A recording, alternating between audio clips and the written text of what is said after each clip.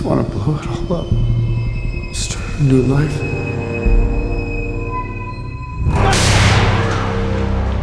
They're gonna burn the whole fucking city down now.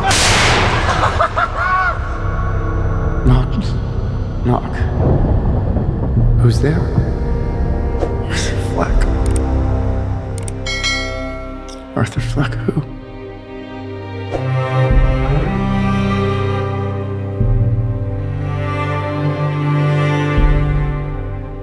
He's literally running to be with her, but he's running as Arthur Fleck.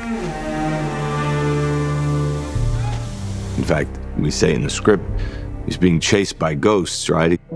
There's this Joker kind of doppelganger that is out there with the protesters and supporters. And so Arthur's kind of running from that, Arthur is, to be with her, but she's not that interested in Arthur. We used to debate all the time about whether or not Leigh thought Arthur was really gonna get out of jail. Excuse me? Yeah, thanks. Oh. And I'm like, she believes he's getting out. So the courthouse explosion will end up being roughly a 5-minute seeming one shot that's actually stitched together from 4 different locations and 4 different pieces. You'll go through with Joaquin through the spaces and be right there with him.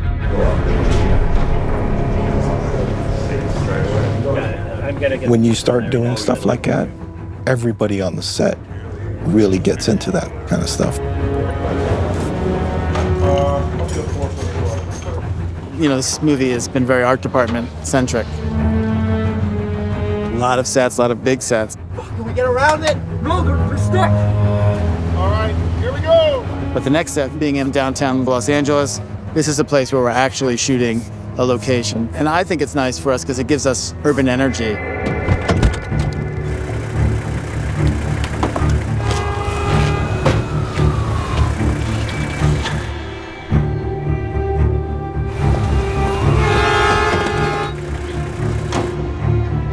I just think those buildings are so beautiful on this side. If you went down there and you took a right and just drove straight to these cars. Like one in each lane? Yeah. Sure, do it there.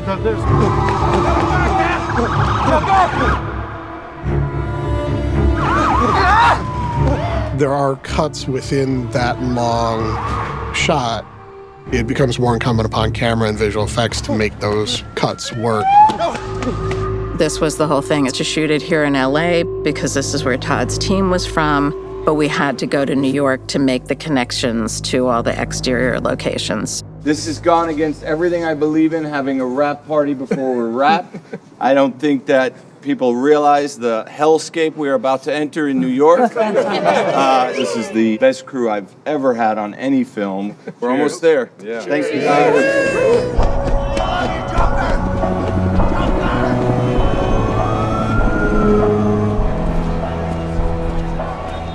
New York is like the greatest place to shoot, but it's tough, boy. Todd always wanted those stairs in the Bronx, and I lose sleep every night over going back to the stairs because we have Lady Gaga performing on the stairs for 3 nights. You watch, no one will be there. The Yankees are playing on those nights. 0.0000001% of people going to a baseball game give a shit about Joker shooting on those stairs. You watch, I'll be right.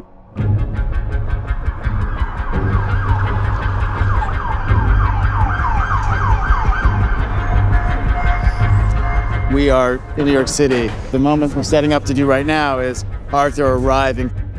Personally, it's very nice because I'm at home in New York, where I belong. There were some moments that I had to work very hard to not see the fans that were waiting for us or paparazzi, people that were taking pictures. I had to stay in the scene and not be distracted by New York City.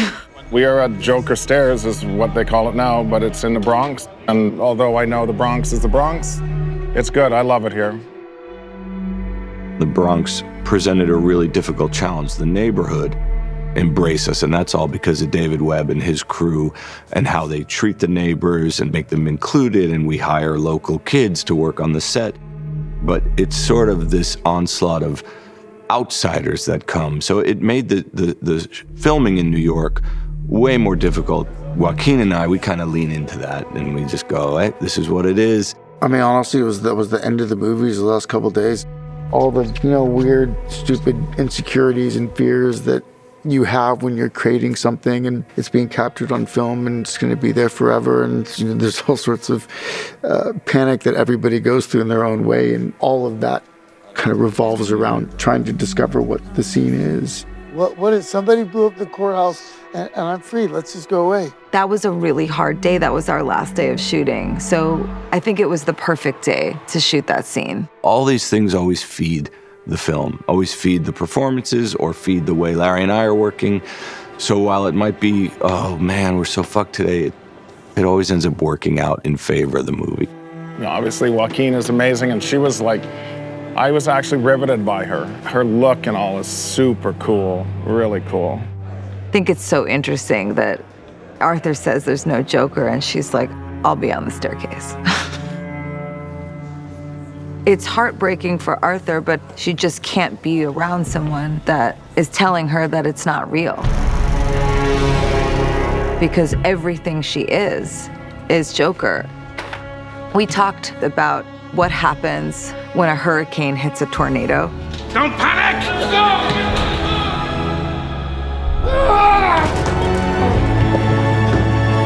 I remember Joaquin once said, what if it's total stillness? And so you see with that kind of thinking, how you can sort of imagine that chaos could bring purity. Leigh's whole existence is defined by this man. Like, she just loses herself. You fucker! And then at the end, she kind of discovers who she's gonna be for the rest of her life. And that's love too. When we have big heartbreak, it kind of just defines who we are. Well, she just realizes that she put this on him, that he was always really just Arthur. The first film, weirdly, was kind of similar thematically as far as the struggle, between Arthur and Arthur's shadow self, which kind of this idea that, we all walk around wearing masks in life. And what happens when you take that mask off and be your true self? In Arthur's case, it was putting on a mask, which really confuses it all, that made his true self come out, we thought,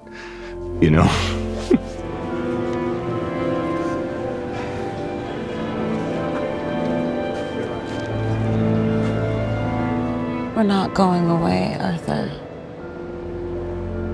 All we had was the fantasy, and you gave up. There is no Joker.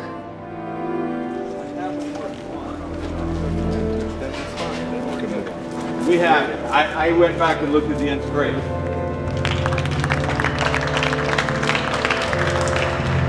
It's the story of identity. It's the story of who is Arthur Fleck and who is Joker, at least through his own eyes, and what does it mean, to have to embrace your true self and who you are, which is what he has to ultimately do at the end.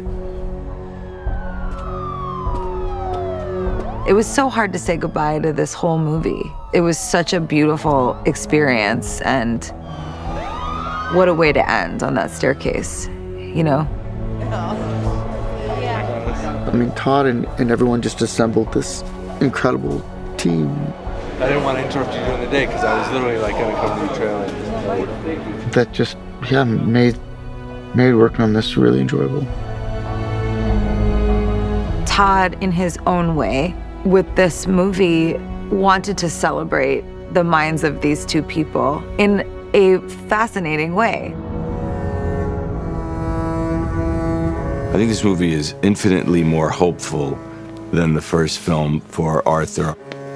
In the film business, particularly in Hollywood, when you make hit movies, you get goodwill, goodwill from the studios, but that goodwill is very perishable, so you have to use it quickly.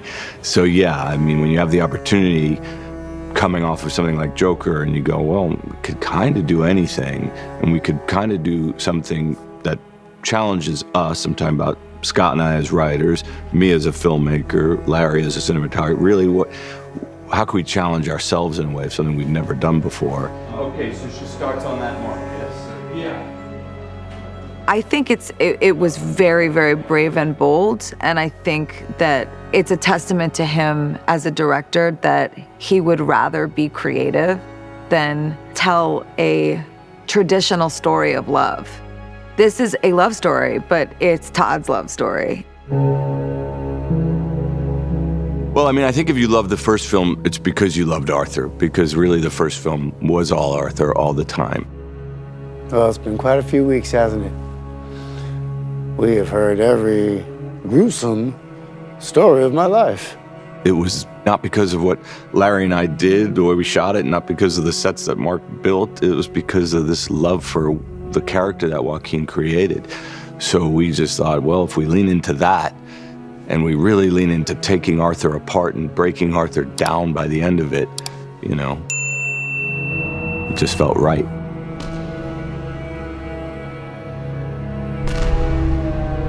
There is no Joker. It's just me.